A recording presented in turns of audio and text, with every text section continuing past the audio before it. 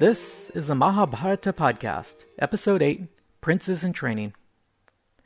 Before I get started with the story, I'd like to pause to spend a few minutes discussing the problems and nature of the documents that are known collectively as the Mahabharata. Unlike the Vedas, which have been preserved by memorization and passed on from generation to generation orally, the Mahabharata has come down to us through the ages as a book. One of the things about books in India is that, due to the hot and humid climate, they do not survive long. Thus, the very oldest existing manuscripts of the Mahabharata only go back to the 16th century. Many of the important versions are indeed much newer. Another important aspect of ancient Indian books is that they were written on loose sheets or leaves and then bound using string or metal hoops. This means that the manuscripts are very prone to having their binding broken, either intentionally to insert new pages, or by accident, resulting in the loss of pages and even possibly the scrambling of their order. Thus, for the Mahabharata to survive these thousands of years, it had to be constantly copied. The result is, like genetic mutations in a family tree, if you were to bring the various manuscripts together, you would find many differences, and also familial resemblances among groups of manuscripts, especially when grouped by certain regions and scripts. Some of the differences between the various manuscripts are quite important to our understanding of the characters and the story. Thus, when I have said, the book does not explain what authority Santanu had to grant this boon to Bhima, I can't be completely sure that I'm right about this. There might be a version out there that spells this out perfectly, but then that explanation might be spurious. The same goes for the repetition and discrepancies. It is very unclear how these got into the story. Were they written in from the beginning, or did they creep in over time? To truly speak authoritatively about what is and is not in the Mahabharata, I would need to be familiar with many, many different versions of the story. Fortunately for us, much of this work has been done already. A massive project was completed in the last century that brought all of the ancient manuscripts together and compared them side by side. This team of scholars identified families of manuscripts, compared the points of differentiation, and then combined it to create a critical edition of the Mahabharata. A second project was then started at the University of Chicago in the 1960s to translate this official edition into English. It is this English translation by J.A.B. van Buitenen that I am mostly depending on for my research. Therefore, I can at least speak with authority about this critical edition of the Mahabharata, at least for now. The problem is, van Buitenen died in the 1980s, leaving his translation unfinished. Thus, I only have this as a resource up to about the first third of the book. After that, I'm on my own. Once I am set adrift without this translation, I will only have a much older translation to depend on, one which was based on only a single version from North India and translated by Kesari Mohan Ganguly during the Victorian era. For instance, some of you may be wondering why I never mentioned the backstory about Vyasa sitting with Ganesha as his scribe composing the Mahabharata. Well, the reason is, it isn't in the critical edition. I do promise that I will cross-reference the sticky points with Ganguly's edition just to be sure I'm not missing anything obvious.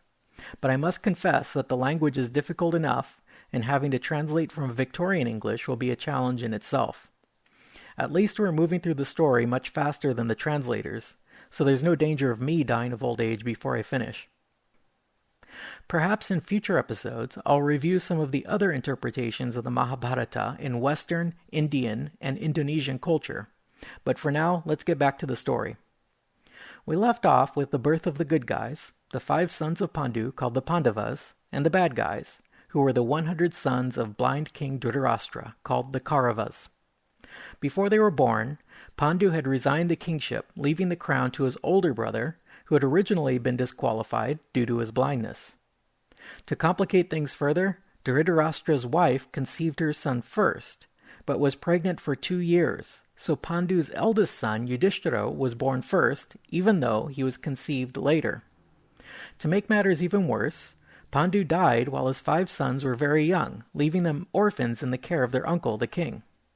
Clearly, this was all a perfect recipe for disaster when it came to recognizing the legitimate heir to the throne.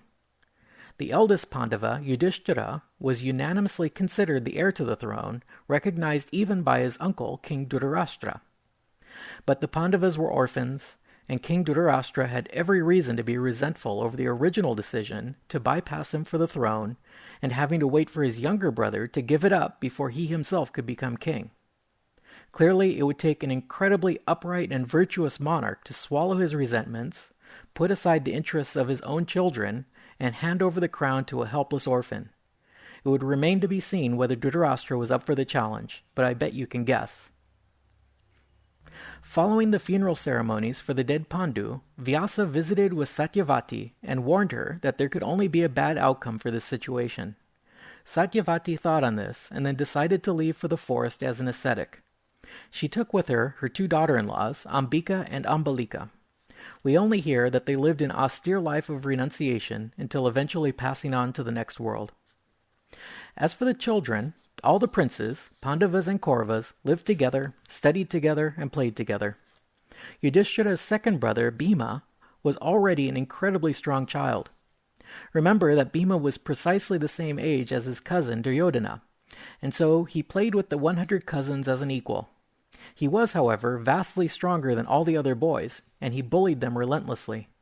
He would knock their heads together, grab 10 of them at once and hold them under water until they nearly drowned, and drag them by the feet through the dust.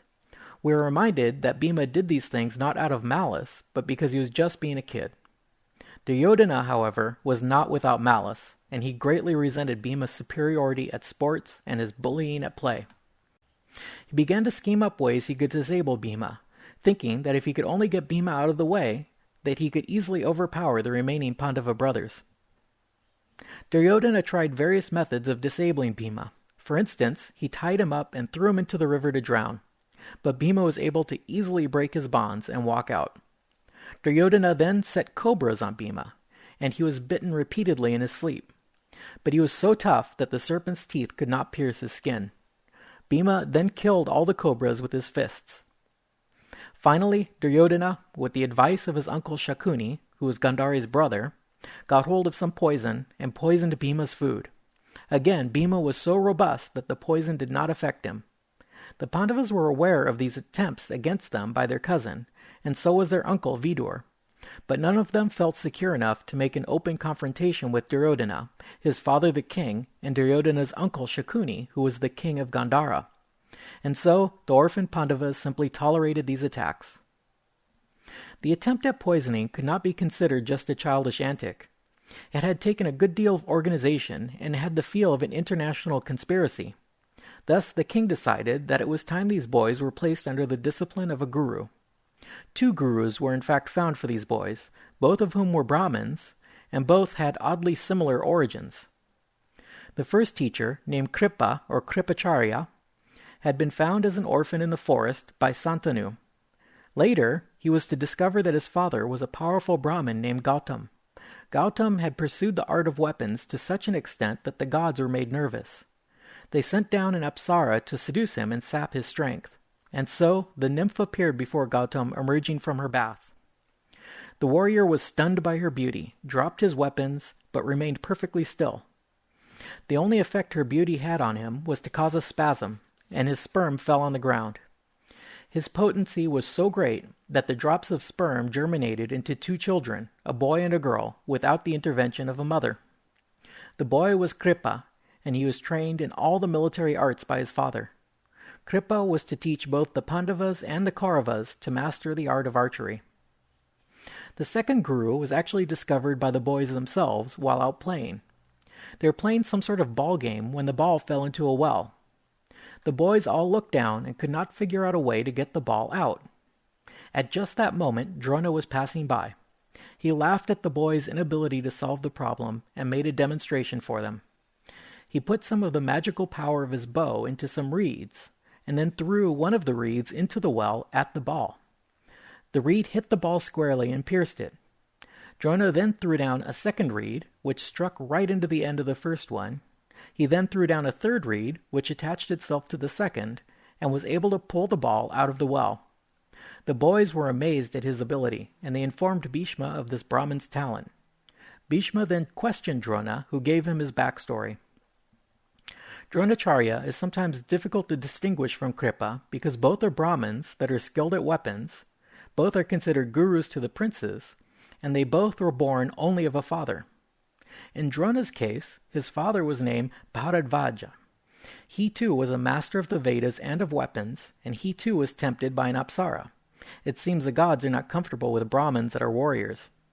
In the case of Bharadvaja, as he watched this apsara alight from heaven, her skirt was blown away, and Bharadvaja's seed fell into a trough. It was in this trough that Drona was conceived without a mother.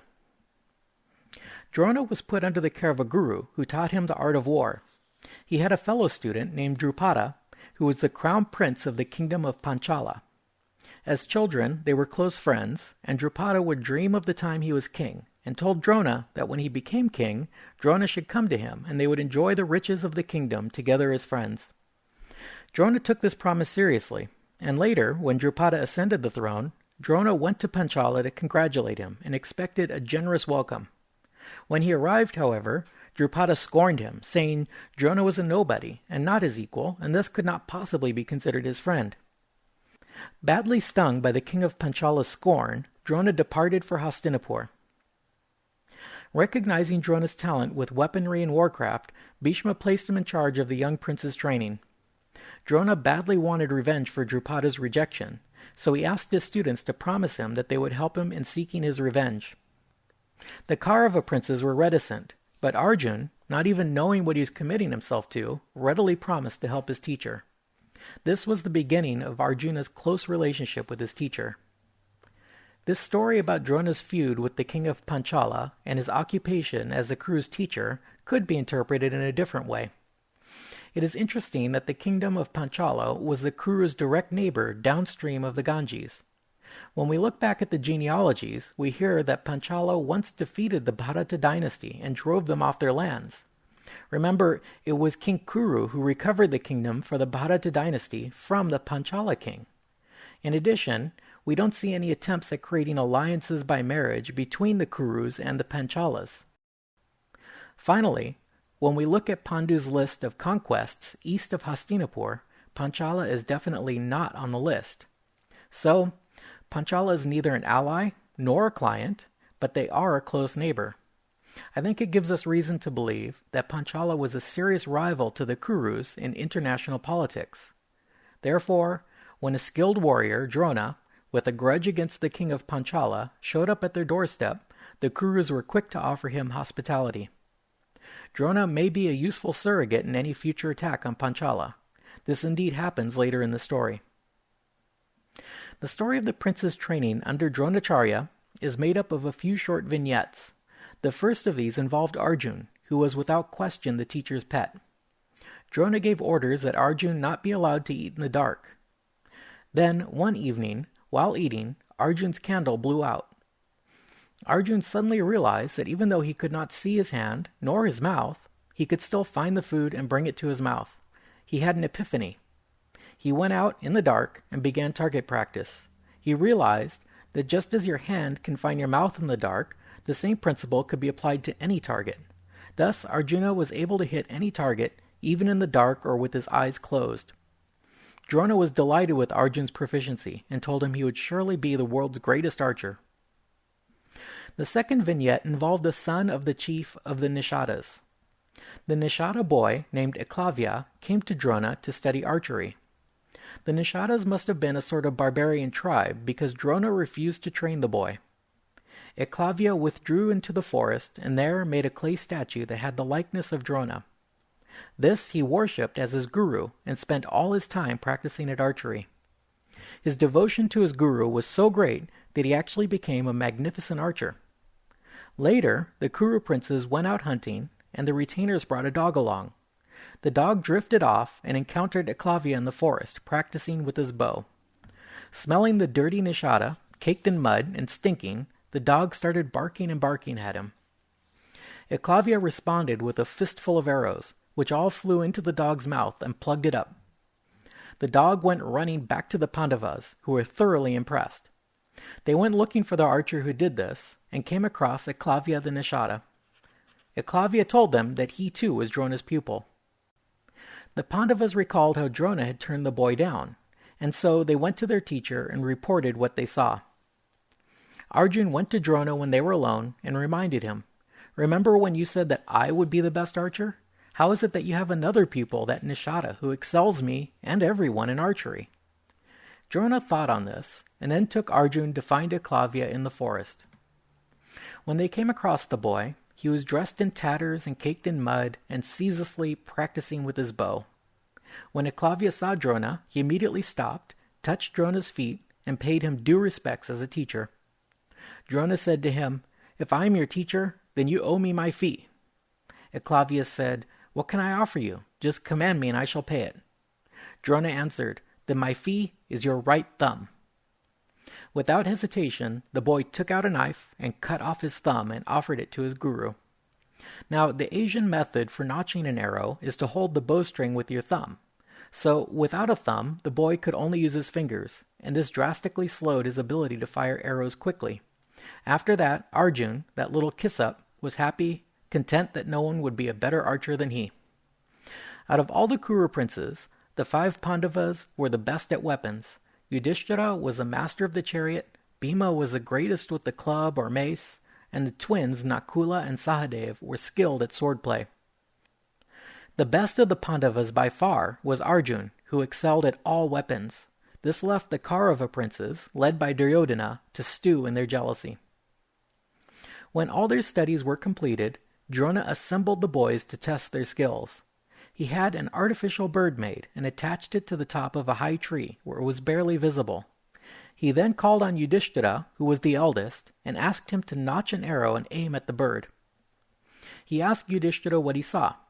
Yudhishthira replied that he saw the target on the tree, as well as his teacher and his brothers.